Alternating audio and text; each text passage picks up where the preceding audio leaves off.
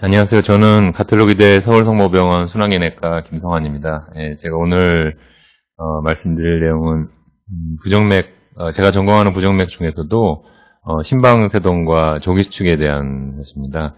그 부정맥 중에서도 가장 흔한 부정맥이라고 하면 우리가 조기수축일 테고 문제가 되는 부정맥 중에서도 가장 흔하다고 하면 아마 심방세동이 될 것 같습니다. 네, 최근에 이제 그 지식이나 약물이나 이런 게 많이 개발되기도 하고 그래서 꼭 대학병원이 아니더라도 개원가에서도 얼마든지 치료할 수 있는 당뇨나 아니면 안정형 허심증처럼 어떻게 보면 그것보다도 더 개원이 원장님들의 더 역할이나 이런 것들도 중요한 그러한 질환군이라고 생각합니다.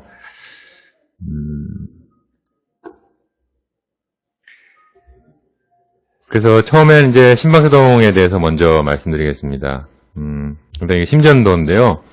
그 위에 이제 심전도를 보시면 여기 여러 가지가 있지만 여기 리듬 스트림만 먼저 보시겠습니다. 이렇게 이제 큰 웨이브들이 QRS 웨이브가 될 겁니다. 이게 QRS 웨이브가 일단 굉장히 내로우해서 QRS는 일단 정상이라는 것을 이제 일단 알 수 있고, 그에 반해서 QRS 앞에 PAV가 있어야 되는데 또렷한 모양의 PAV가 없습니다.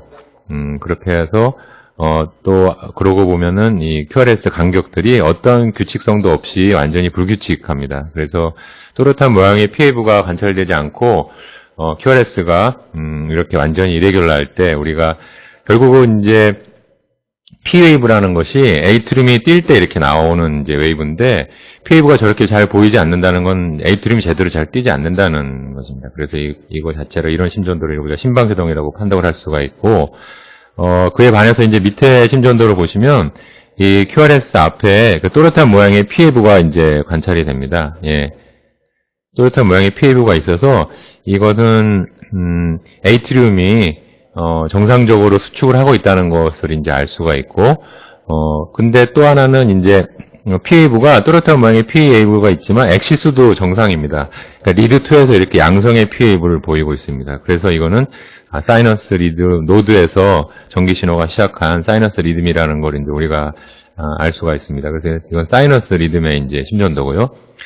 그러니까 AF에서는 또렷한 모양의 P웨이브가 보이지가 않고 QRS 간격이 이렇게 불규칙한 거는 이제 에이트리얼 피브릴레이션의 심전도 특징이고, 정상 심전도에서는 이렇게 또렷한 모양의 P웨이브가 있고, P웨이브가 엑시스가 정상, 그러니까 리드 2에서 보통 파저티브, 리드 1이나 2나 ABF에서 파저티브, 이런 정상의 P웨이브 엑시스를 보이면서 P웨이브에 이어서 바로 QRS가 이렇게 일정한 패턴으로 나왔을 때 우리가 이걸 정상 심전도라고 판독을 할 수가 있겠습니다. 심방세동의 유병률은 지극히 이게 일종의 이제 디제너러티브 디지즈에서 나이에 따라 이렇게 증가합니다. 그래서 이거는 미국 데이터이긴 합니다만 우리가 대략 환갑 정도의 나이가 되면 보통 일반 인구의 1에서 2% 정도의 유병률이 있다고 하고, 이게 이제 나이가 증가되면 증가될수록 이제 80세가 넘어가면 거의 이제 10%까지 이렇게 유병률이 올라가게 됩니다. 그래서 이제 고령화 사회가 되면 될수록 심방세동 유병률이 이제 자꾸 더 많아지는, 심방세동을 가진 환자가 많아지는 거죠. 그래서 앞으로 이제 우리나라 더 그렇지만 이제 고령화 사회 되면서 심방세동 환자가 앞으로 한 30년 후에는 지금보다 2배가 된다는 그런 통계학자들의 예측이 있습니다. 이것보다 더 중요한 문제는 뭐냐면은 우리가 심방세동은 이제 대부분의 초기에 한 절반 이상의 심방세동 환자에서는 이게 파록스만하다는 겁니다. 그래서 사실은 우리가 어떠한 이러한 심방세동을 제외하고 어떤 다른 병들은 건강검진을 하면 대부분 다 이제 발견이 될 수가 있지만, 심방세동의 경우에 이렇게 파록시말인 경우에는 그러한 증상이 있을 때, 심방세동이 생겼을 때 심전도를 찍어야 심방세동을 진단할 수가 있습니다. 그렇기 때문에 그냥 일반적인 검진으로는 한 8명 환자 중에 1명 정도밖에 이제 관찰이 안 된다는 거고요. 그래서 어떤 큰 병원에서의 검진 이런 것들이 중요한 게 아니라 심방세동은 진단의 과정에서부터 환자가 그런 두근거림을 느끼고 이상을 느끼고 했을 때 가까운 의원에 가서 심전도를 찍어보고 평소 때도 좀 자주 찍어보고 이 증상이 의심된다면 이런 것들이 필요하기 때문에 진단 과정에서부터 개원이 원장님들의 역할이 굉장히 중요한 병이라고 할 수 있겠습니다. 또한 통계학자들은 이제 어떤 사람이 40살 이상일 때 남은 평생에 AF가 생길 확률이 4분의 1이라고 이제 예측을 합니다. 굉장히 많은 거죠. 예. 누구도 자유로울 수 없는 병입니다. 저도 마찬가지고요. 이게 왜 문제가 되냐면은 가장 큰 거는 이제 심방세동으로 인한 혈전이 온몸으로 엠볼리즘이 돼서 특히 이제 머리로 가면 이게 뇌졸중이 되는 것이 될 거고요. 뭐 다리로 가면은 다리가 혈관이 막히고 이런 문제가 엠볼리즘 문제가 가장 문제가 되고 이런 것들을 줄이기 위해서 이제 항응고혈법을 하게 되는데 항응고혈법이 선생님들 아시겠지만 여러 가지 부작용이 상당히 많습니다. 뭐 출혈부터 시작해서 그 다음에 이제 심방세동이면은 심방이 제대로 뛰지 않는 것이거든요. 우리가 심장은 주된 기능, 펌프 기능은 심실에서 담당하고 있지만 심방이 이제 보조 펌프 같은 겁니다. 심실에 피를 채워줘야 심실에서 제대로 뛰더라도 이게 카디악 아웃풋을 만들어낼 수 있는데 심방은 보조 펌프 같은 것인데 이게 고장이 나면 즉 심방세동이 생기면 예를 들면 이젝션 프랙션이 정상이라고 하더라도 실제로는 카디악 아웃풋은 떨어지는 겁니다. 우리가 대략 심방세동이 생기면 카디악 아웃풋이 한 10에서 15% 정도 떨어진다고 생각합니다. 그러니까 심부전증 같은 증상이 이렇게 나올 수가 있는 것이고요. 여러 가지 앞에 말씀드린 문제로 잦은 입원이 문제가 됩니다. 심방세동의 치료 방침 결정은 이제 크게는 3가지고 기억하셔야 될 건 이제 크게 2가지입니다. 첫 번째는 아까 말씀드렸듯이 이게 혈전에 문제가 있기 때문에 안티코아굴레이션을 할 거냐 아니면 뭐 말 거냐 이런 문제를 결정하는 게 첫 번째고 그 다음에는 심방세동이 있을 때 이것을 우리가 정상 리듬으로 돌려볼 거냐 아니면은 심방세동은 리듬을 놔두고 상황에 따라서 맥박수만을 조절할 거냐 이 2가지 스트래티지만 이제 정하시면 되고요. 우리가 리듬을 사이너스로 돌린다면 그 방법은 이제 항부정맥제 약물이 있고 약으로 잘 되지 않았을 때 이제 카세트 어블레이션이 있고 효과만 따지면 사실은 메이즈 서저리가 제일 좋은 것으로 되어 있고요. 심방세동이 있는데 리듬도 사이너스로 잘 돌아오지 않고 항응고요법을 제대로 할 수 없는 경우 그러니까 항응고요법이 제대로 할 수 없는 경우란 이제 2가지로 나눠서 생각할 수 있는데 항응고제를 썼을 때 너무 출혈 문제가 많은 거죠. 약만 쓰면 이제 뭐 위장관 출혈이 생긴다든지 오히려 뇌출혈이 더 생긴다든지 이런 상황이 되면 항응고요법을 할 수가 없지 않습니까? 뭐 그렇게 되거나 아니면 항응고요법을 함에도 불구하고 자꾸 스트로크가 계속 생길 때 효과가 좀 적은 거죠. 이런 경우에서는 이제 우리가 이제 최근에는 좌심방위 팩스를 이제 고려할 수 있게 되고 이건 굉장히 특수한 경우이기 때문에 일반적으로는 심방세동 환자가 왔다 하면은 항응고요법을 할지 말지 그 다음에 이 환자를 리듬을 정상으로 돌릴지 말지 이것만 결정하시면 됩니다. 그럼 첫 번째로 이제 안티코아굴레이션이 왜 필요하냐면은 이거는 이제 심방세동에 관련된 안티코아굴레이션 관련된 가장 큰 환자 수가 가장 많은 연구입니다. 그냥 이건 레지스트리 연구인데 이 표를 보시면 이 가로축은 이제 체드 바스커 스코어입니다. 나중에도 말씀드리겠습니다만 이렇게 점수가 올라갈수록 혈전이 생길 위험이 높아지는 겁니다. 예. 그 다음에 이거는 실제로 혈전이 생기는 이벤트 레이트고요. 그래서 뭐냐면은 심방세동 환자한테 OAC, 항응고요법 시행하지 않았을 때 체드 바스커가 올라가면 올라갈수록 실제로 스트로크, 엠볼리즘도 많이 생기는 겁니다. 이렇게 되는데 이런 환자들한테서 이제 안티코아굴레이션을 하게 되면 이게 이제 절반 가까이 이제 줄어든다는 거죠. 예. 실제로 우리가 항응고요법을 제대로 하기만 하면은 우리가 걱정하지만 인트라크럴 헤모리지는 항응고요법 쓴다고 아주 뚜렷하게 많이 증가되거나 그러지는 않는다고 이제 되어 있습니다. 요거 이제 마찬가지로 쓰런 전신 엠볼리즘에 대한 거고요. 그래서 우리가 심방세동에 있어서 항응고요법은 스트로크나 이런 엠볼리즘을 줄이는 앱솔루트로 50%를 줄입니다. 어떤 약물도 사실은 이만큼 효과적인 게 없는 거죠. MI 환자한테서 아스피린을 쓴다고 해도 이게 앱솔루트 리스크로 50%를 줄이지 못하거든요. 이게 그만큼 이제 심방세동 환자한테서 안티코아굴레이션이 이렇게 꼭 필요하다는 거고요. 근데 우리가 이제 와파린을 여러 가지 부작용이 많기 때문에 그 아스피린 클로피도그렐을 대안으로 생각해 볼 수가 있습니다. 이제 생각해 볼 수 있는데, 이미 이게 10년도 전에, 실제로 심방세동 환자한테서 안티코아귤레이션을 한 군에 비해서 아스피린, 클로피드를 듀얼로 쓰더라도 이벤트가 훨씬 더 많이 생깁니다. 예, 효과가 뚜렷이 차이가 있는 거고요. 그래서 이제 와파린 부작용 많으니까 이거 아스피린, 클로피드 듀얼로 하나는 좀 적은 것 같고 듀얼로 하자. 이런 거는 이미 10년도 더 전에 답이 아니라는 이제 보고가 있습니다. 우리가 아직까지도 이제 심방세동 환자군에서도 이제 아스피린을만 쓰게 되는 그런 처방을 하시는 경우가 많이 있는데, 이 연구가, 그런 것에 대한 이제 답을 줄 수 있다고 그럴까요? 그런 연구입니다. 2006년 일본에서 행해진 연구인데, 비교적 저위험군, 체드바스크가 그다지 높지 않은 그런 환자군한테 아스피린과 플라시보를 비교를 했습니다. 네, 비교를 했더니, 연구가 이게 조기 중단이 됐는데, 왜 중단됐냐면은, 그냥 플라시보를 먹인 거에 비해서 아스피린이 효과가 좋아서 중단된 게 아니라, 플라시보를 먹인 거에 비해서 아스피린이 효과도 없고, 오히려 블리딩만, 증가되는, 그런 트렌드를 보였습니다. 그래서 연구가 조기 중단됐습니다. 그래서, 아주 약간, 러프하게 얘기하면은, 심방세동 환자한테 아스피린을 주는 거는, 안 주시는 것만 못하다는 거죠. 엠볼리즘을 줄이지는 못하고 원래 브리딩만 쉽게 증가되는 그런 결과를 초래할 수가 있습니다. 그래서 이제 모든 환자한테 다 죄송합니다.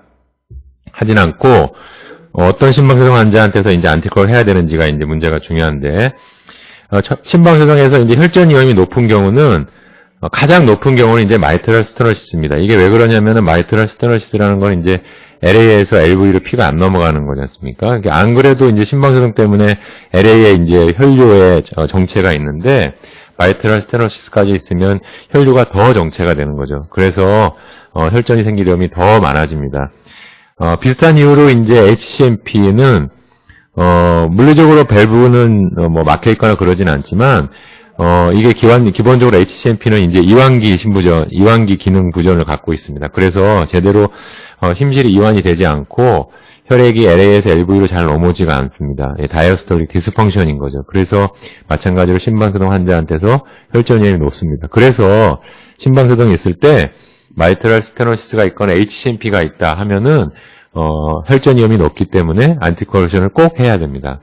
메카니컬 밸브도 마찬가지인데 그거는 꼭 심방세동이 아니더라도 안티코아귤레이션 해야 되는 경우니까 이게 약간 논외고요.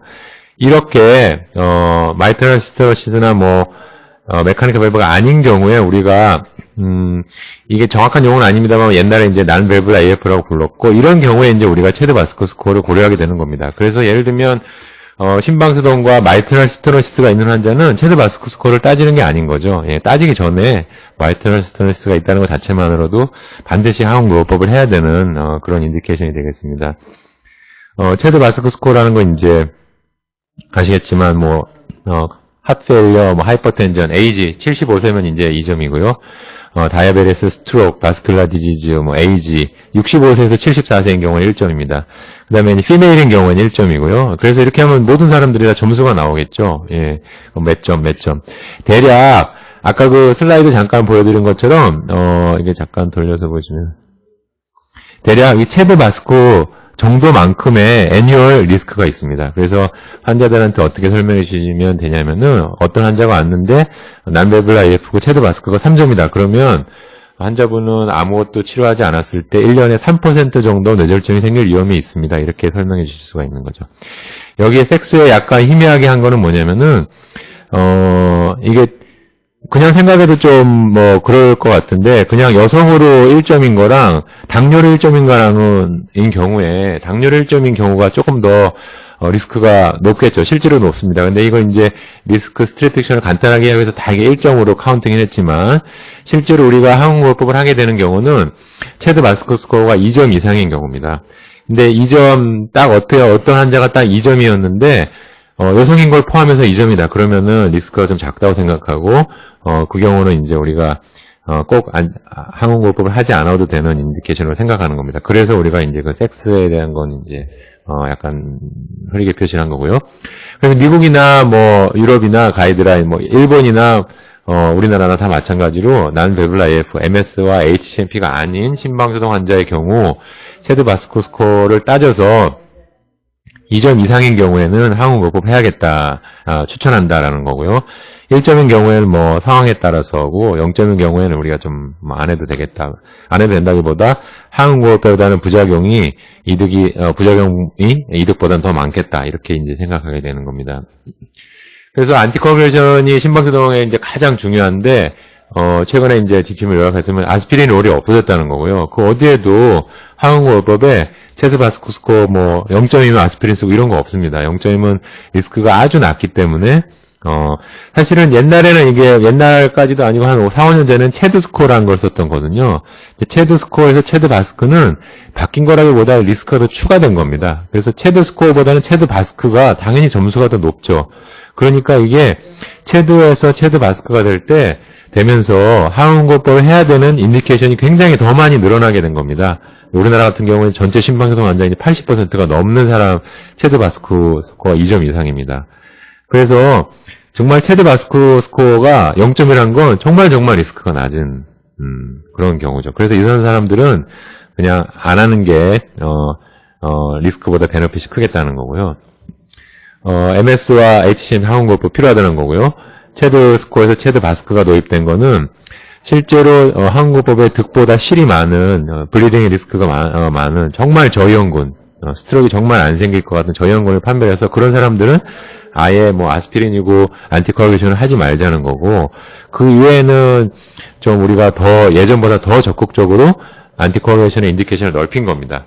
예. 사실 그렇게 인디케이션을 자신감 있게 이렇게 또 넓혀지게 된 가장 큰 이유 중에 하나는 옛날에 이게 와파린이었었기 때문에 여러 가지 부작용이 있고 PT를 계속 모니터링 해야 되고, 우리나라에서는 사실 저희 개원이 선생님들 옛날에 만나보면은 이게 PT를 잴 때마다 이게 손해라고 그러시더라고요. 예. 그래서 여러 가지로 현실적 문제가 있었는데 이제 최근에 이제 노학이 나오게 되면서 그러면 이슈가 다 거의 없어졌습니다. 많이 없어졌습니다. 그래서 예전보다 더 개원가에서 이게 매니지먼트 하실 수 있는 그런 병이 됐습니다. 예. 그 다음에 이제 두 번째로 항응고법은 되게 스트레스 포워드 하면 어떤 환자가 와서 MS, HF면 안티코아귤레이션 하고, 아니면 체드 바스크 스코어를 따져서 2점 이상이면 안티코아귤레이션 하고 뭐 이렇게 되는 거죠. 비교적 이제 좀 간단합니다. 물론 이제 현실 프랙티스에서는 간단하지 않은 경우도 있습니다. 예를 들면은 뭐 간 기능이 좋지 않아서 뭐 INR이 2가 됐다든지, 뭐 플래텔렛이 낮다든지, 아니면 뭐 이런 문제가 있을 수 있지만 일반적으로는 되게 안티코아귤레이션 할지 말지는 우리가 스트레이트 포워드하게 결정할 수가 있습니다. 쉽지 않은 거는 이제 이 사람을 리듬을 사이너스로 돌릴 거냐, 이제 레이트 컨트롤만 할 거냐인데요. 일단 이제 심박수를 조절할 수 있는 약물은 베타 차단제, 그 다음에 칼슘 차단제 중에서 무슨 디핀이라고 된 걸 빼고 베라파메틸티아젬, 그 다음에 디곡신이 레이트를 조절하는 약물이고, 리듬을 조절하는 약물은 이제 이렇게 있습니다. 어떤 사람한테서 이제 우리가 리듬을 사이너스로 돌릴 시도를 할 거냐를 생각할 때 가장 먼저 이제 염두에 두셔야 될 것이 AF 비겔 AF라는 겁니다. 이것이 뭐냐면은 이제 정기적으로 심방세동이 이렇게 생기면 시간이 지나면 심방이 이렇게 커지는 겁니다. 그리고 시간이 더 지나면 이게 심방이 파이브로시스가 되는 거죠. 그 심방 자체가 서브스트레이트가 변하는 겁니다. 이런 데서 더 정기적으로 심방세동이 생기고 이게 계속 악순환을 걷는 겁니다. 우리가 뭐 약이든 카스타 오블레이션이든 메이저 서저리든 이렇게 정기적으로 문제가 되는 이 단계에서는 우리가 뭐 약이든 이렇게 해볼 수 있는데, 이미 뭐 심방이 다 커져 있고 파이브로시스가 이미 다 그렇게 되어 있으면 약이든 카스타 오블레이션이 이게 잘 듣지가 않는 거죠. 그래서 오래되지 않은 심방세동 환자의 경우에 리듬 컨트롤도 선호하게 되는 거고, 이렇게 파르스마린 경우에는 심방 근육 자체는 정상입니다. 근데 이제 이런 트리거가 생겨서 심방세동이 생기는데 불씨가 났지만 마이오카디미다 정상이기 때문에 이게 오래 유지가 안 되는 거죠. 그래서 금방 꺼지는 겁니다. 그게 파르스마린인데, 이게 시간이 자꾸 지나서 아까 좀 전에 보여드린 슬라이드처럼 시간이 지나서 이렇게 심방이 늘어나게 되고 파이브로시스가 되면은 이런 트리거가 유지될 수 있는 서브스트레이트가 늘어나는 거죠. 그래서 조그만 불씨라도 이게 유지가 계속 잘 되는 겁니다. 예. 그럼 이제 우리가 이게 퍼시스턴트 내지는 퍼머넌트 형태로 이제 가게 되는 거고요. 우리가 리듬 컨트롤 해볼 수 있는 여지는 이 서브스트레이트에서는 아직은 방법이 많이는 없습니다. 그래서 이 초기 단계는 우리가 리듬 컨트롤을 더 선호하게 되는 것이고, 이게 너무 심방이 커져 있고 오래됐을 경우에는 레이트 컨트롤을 선호하게 되는 겁니다. 그러니까 리듬 컨트롤을 언제 하냐면은, 사이너스 해서 잘 유지가 될 것 같은, 처음에 초기에 파록시마라든지, 뭐 조금 더 많이 하면은 퍼시스턴트라도 오래되지 않은 사람, 그 다음에 심방이 이렇게 많이 커져 있지 않은 사람의 경우에, 리듬을 사이너스로 돌려볼, 약이든 카스텀을 시도를 할 수 있게 되고, 또 그럴 가능성도, 돌아올 가능성도 많고요. 그 다음에 이걸 하려면 LA 사이즈가 커지면 커질수록 다시 리듬이 사이너스로 돌아올 가능성이 적기 때문에 한다면 빨리 해야 되는 거고요. 안 한다면은 그냥 뭐 더 이상 미련 남기지 않고 그냥 중단하는 겁니다. 이제 프랙티스에서 이제 항무적 맥자 사용할 때 유의할 점에 대해서 말씀드리겠습니다. 가장 큰 거는 항무적 맥자를 크게 두 가지로 나눌 수가 있습니다. 이제 클래스 1C 드럭이 있고요.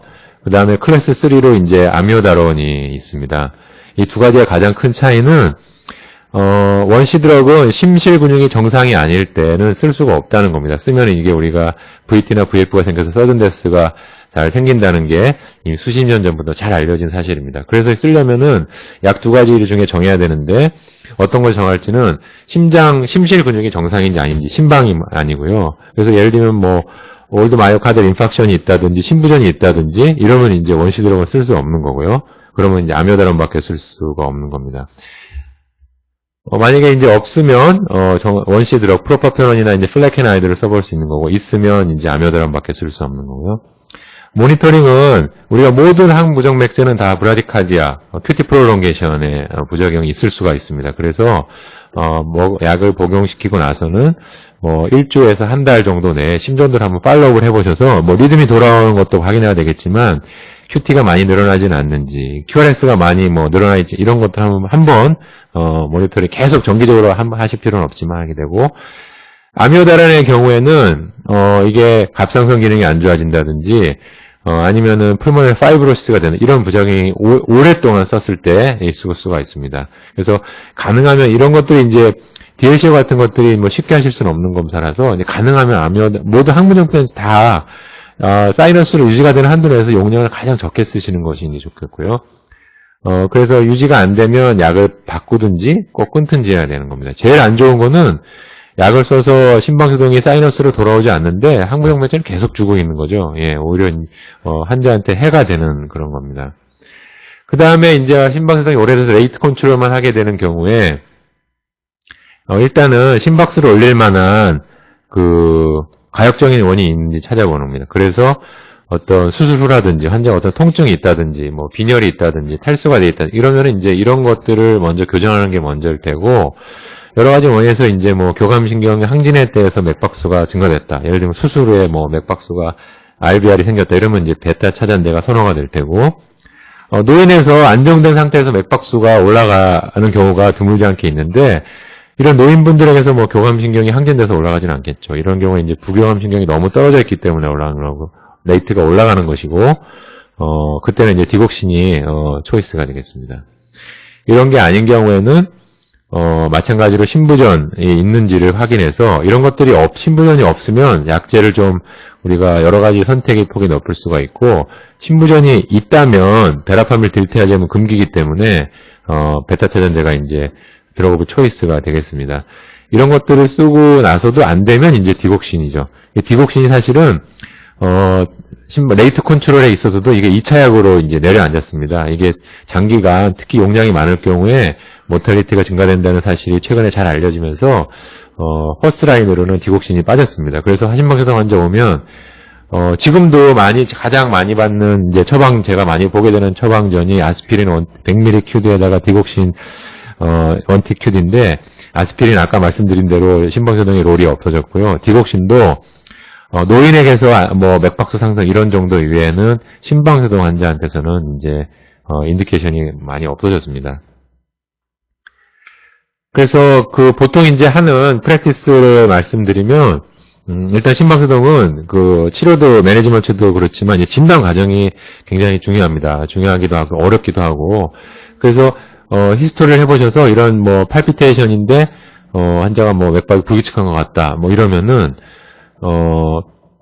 우리가 그때 증상이 있을 때 심전도를 찍어봐야 되겠죠. 이런 게 이제 빈도가 잦아지면은 거의 매일 하루가 멀다고 생긴다 그러면 24시간 홀터를 하면 발견될 수 있겠지만, 예를 들면 뭐 일주일에 한두 번씩 생긴다 이러면, 홀터를 해서 걸릴 확률이란 건, 10분의 1밖에 안 되겠죠. 예, 산술적으로도. 이럴 때는, 우리가 이벤트 레코더라는 거가 있습니다. 예, 그래서 환자한테 뭐 일주일, 2주일 빌려줘서, 증상이 있을 때 갖다 대면 심전도가 찍히는 거고요. 아니면 증상이 있을 때 가까운 의원에서 심전도를 찍어보라고 추천을 하는 게, 이제 진단에 중요합니다. 이게 다른 병하고 많이 다른 거죠. 다른 병은 뭐 폐암 의심된다 그러면 뭐 CT 있는 데 가서 CT 찍으면 CT에서 안 나오는 폐암이라는 건 없거든요. 너무 작지 않은 다음에. 근데 심방세동은 그런 파록스만 하기 때문에 증상이 있을 때 심전도를 찍어봐야 우리가 확인할 수가 있는 겁니다. 그 다음에 이제 우연히 심방세동 발견됐다는 건 이제 증상이 잘 없다는 거고, 집이 너무 멀어서 이게 팔로업을 자주 하기가 어려운 거죠. 그리고 심방도 이미 많이 커져 있고, 이런 경우에는 리듬 컨트롤은 아무래도 팔로업을 좀 자주 해야 되고, 그 전에 검사도 해야 되고, 이게 손이 좀 많이 가기 때문에, 현실적으로 좀 어렵습니다. 예, 그래서 이런 경우에는 이제, 맥박수 조절만, 환자가 맥박수가 빠른 경우에, 빠르지 않다면 그냥 뭐, 레드비 하는 거고요. 다른 병이 없고, 남자 70있으면 체드 바석 스코어도 이제 1점밖에 안 되는 거죠. 꼭 안티코얼심을 해야 되는 상황은 아닌 거고요. 그 다음에 이런 경우도 우리가 자주 많이 봅니다. 젊은 남자분들인데, 음주 다음 날에만 이제, 팔피테이션. 네, 그러면 거의 10중 8구는 심방세동일 가능성이 상당히 많습니다. 이게 심방세동이 나이랑 상관이 굉장히 많이 있고, 그 다음에 우리가 심방세동을 가역적인 원인으로 가장 중요한 것 중에 하나가 이제 술이고요. 그 다음에 중요한 게 이제 우리가 TFT입니다. 하이퍼사이로이디즘. 그러니까 심방세동 환자를 처음 보시게 되면 음주력과 그 다음에 TFT를 꼭 확인하셔야 됩니다.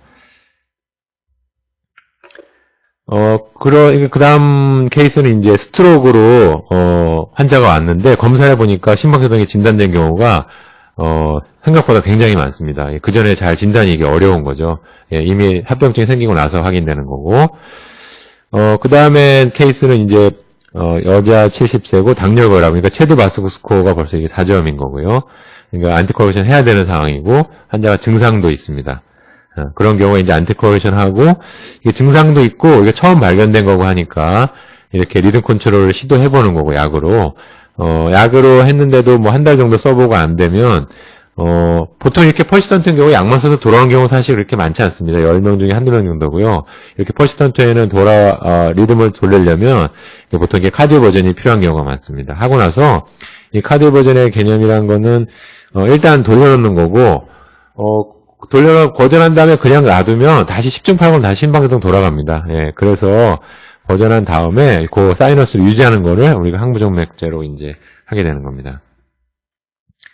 심방세동 경우에 필요한 검사는 뭐 에코가 꼭 필요한 건 아니지만 우리 에코를 해서 LA 사이즈 내지는 이제 심장에 심실에 다른 병이 없는지 MS는 아닌지 이런 것들을 이제 확인해 볼 필요가 있고, 항부정맥제를 쓰려면 다 코로나를 봐야 되는 건 아니지만 우리가 적어도 병력 청취를 통해서 심부전이나 안자이나의 의심성 있는 소견은 없는지 그런 것들 확인하는 게 필요하고, 심방세동일 때 검사 하나만 해라 그러면은 TFT입니다. 왜냐하면 우리가 모든 병이 다 그렇지만 리버서빌리티가 가장 중요한 거거든요. 우리가 사실은 만약에 갑상선 기능 항진증 때문에 생긴 심방세동은 갑상선만 치료해줘도 심방세동도 좋아지는 거죠. 그래서 우리가 내과의사로서 꼭 확인해야 되는 그런 겁니다. 우리가 심방세동이면 무조건 자꾸 홀터를 하시게 되는 경우도 많고, 우리 전공 선생님들도 항상 그러는데, 사실 이게 파락스 말이고 진단이 안 된 경우에는 뭐 홀터 진단을 목적으로 필요하겠지만, 그냥 언제나 찍어도 나온 퍼시스턴트인 경우에는 홀터 아무런 뭐 인포메이션을 주는 것들이 없습니다. 근데 환자가 뭐 간혹 뭐 섬에 의심되는 증상이 있다, 어지럽다거나 신고피거나 그러면 이제 뭐 홀터가 필요할 수 있어도 심방세동 자체를 위해서는 뭐 홀터가 필요가 없습니다. 그 다음 말씀드릴 내용은 이제 조기수축인데요.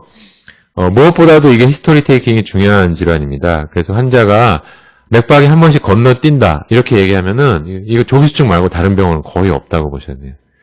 가슴이 한 번씩 덜컹덜컹 내려앉는다. 조기수축 말고는 없습니다.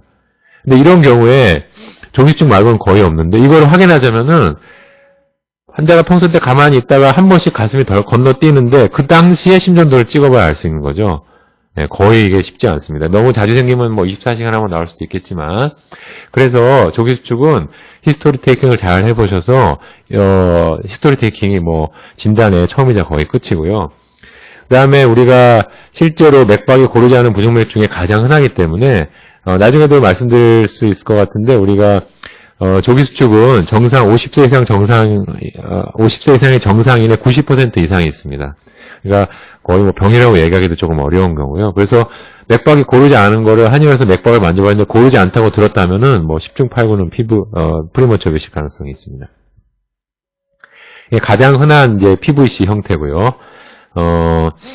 투쓰리 AVF에서 이게 이제 웨이브가 이렇게 큰 것이 QRS일 텐데, QRS가 큰 QRS를, 양성의 QRS를 보입니다. 이런 것들이 이제, PVC 중에서도 이 PVC의 그 오리진이 RBOT인 경우에 이제 이런 흔하게 많이 보는 경우요. 우리가 어떤 경우에 PVC를 치료하느냐. 치료해야 되는 경우는 환자가 증상이 있는데 이걸 환자가 좀 견디기 힘들어하는 경우. 괜찮습니다. 이렇게 안심을 시켜줘도 환자가 견디기 힘들어하는 경우에 치료해 볼 수 있고, 설령 증상이 없다고 하더라도, 증상이, 그런 덜컹거리는 증상이 없다고 하더라도, PVC 자체의 빈도가 너무 빈번하면은, 우리가 PVC 인듀스드 카디오마이패시라는 이제 디지즈 엔티티가 있습니다. 이게 너무 자주 생기면 심장이 계속 덜커덩 하는 거기 때문에 LV 펑션이 떨어질 수가 있습니다. 그래서 이렇게 자주 생기면 증상이 없기도 좀 어렵지만 어쨌든 너무 자주 생기면 증상이 없더라도 치료가 필요한데, 치료가 어떤 경우냐, 이게 술하고 상관이 많이 있기 때문에 술 아니면 카페인 많이 있기 때문에 술이나 카페인을 먼저 줄이고 유산소 운동을 먼저 권하는 것이 가장 안전하고도 효과적인 치료고요. 이런 거로도 해결이 되지 않았을 때 뭐 베타 차단제나 베라파밀 딜테아젬을 써볼 수가 있고, 이런 거로도 되지 않았을 때 우리가 순수한 의미의 항부정맥제, 프로파페논, 아미오다 이런 것들을 소량 그리고 단기간 써볼 수가 있습니다. 약물로도 이렇게 반응이 없는 아주 드물지만, 이런 경우가 드물지만 있는데, 이런 경우에 우리가 요즘에 뭐 카스타 오브레이션을 해보기도 하고요. 그래서 약을 뭐 처방전을 쓰신다면은 가장 중요한 건 환자가 느끼시는 증상의 빈도입니다. 그래서 뭐 예를 들면 2, 3일에 뭐 한번 계속 비교적 자주 생긴다 그러면 이제 약을 규칙적으로 환자한테 뭐 복용시키는 것이 효과적일 테고요. 환자가 뭐 일주일에 한 번, 뭐 한 달에 한 번 나타나는데 생기면 좀 오래 간다 그러면 뭐 PRN으로 이렇게 베라파밀 40이나 뭐 프로파페논 300이나 플레케나이드 100ml 이런 걸 PRN으로 복용시켜 볼 수 있겠습니다. 이 용법은 우리가 PSVT 환자한테서도 우리가 뭐 똑같이 사용해 볼 수 있는 그런 PRN 용법입니다. 베라파밀 42 정도는요. 그 다음에 이제 PVC 자체가 그렇게 위험한 병은 아니고, 이런 뭐 약제, 특히 베타블로커는 뭐 그래서 특히 이런 항부정맥제는 부작용이 많을 수 있기 때문에 처음에 이렇게 부작용이 좀 적은 약부터 시작해서 안 될 경우에 이렇게 뭐 항부정맥제를 쓰더라도 이 용량을 좀 적게 주는 거죠. 우리가 보통 프로파페론은 하루에 600ml까지도 먹거든요. 예, 450ml, 600인데 보통 뭐 150ml QD나 BID 정도만 해도 효과가 아주 좋은 경우가 많습니다. 환자가 그러니까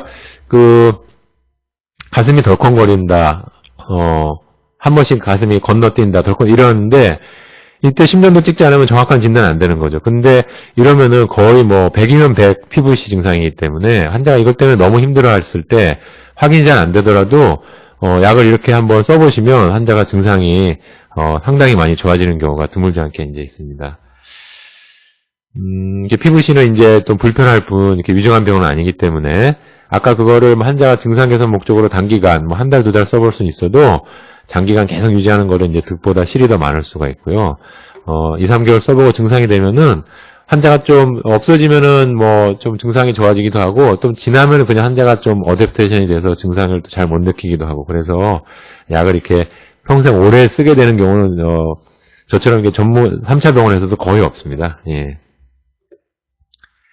그래서 오늘 제가 한 30분 말씀드렸는데 심방소독에 대해서는 그 항응고요법 체드 바스코스코 2점 이상인 경우에 항응고요법 와파린이 부담이 되시면 이제 노악에 적응이 된다는 거고, 어떤 경우에 이제 리듬 컨트롤, 어떤 경우에 레이트 컨트롤 하냐, 심방소독이 지나면 지날수록 자꾸 심방소독이 더 심해진다는 거죠. 그래서 할 거면은 빨리 하고 안 될 거 아니다 싶으면 그냥 미련 없이 중단하고 레이트 컨트롤만 하는 겁니다.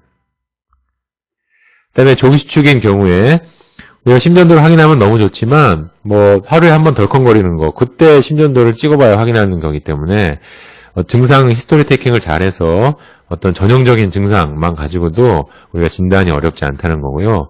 증상이 있거나 지나치게 빈번하다. 이거는 뭐 전체 맥박의 한 15% 정도라고 아까 말씀드렸는데 이렇게 빈번한 경우에만 치료하고 나머지는 괜찮습니다라고 어떤 병에 대해서만 환자한테 설명해주고 안심시켜줘도 다 좋아지는 경우가 많이 있습니다. 그리고 이렇게 증상이 털러러보지 않거나 너무 지나치는 경우에 어떤 식으로 투약이 필요하냐면 증상의 빈도에 따라서 증상이 잦아지면 뭐 매일 투약이고 증상이 드물지만 오래간다 싶으면 PRN 베이스로 투약하는 것이 효과적인 치료가 될 것 같습니다. 제가 말씀드린 내용은 여기까지고요. 혹시 그 심전도를 이제 많이 찍으시는데 이제 판독이 좀 어렵거나 그러면은 저희가 좀 이렇게 도움을 드릴 수 있는 이제 부분이 있습니다.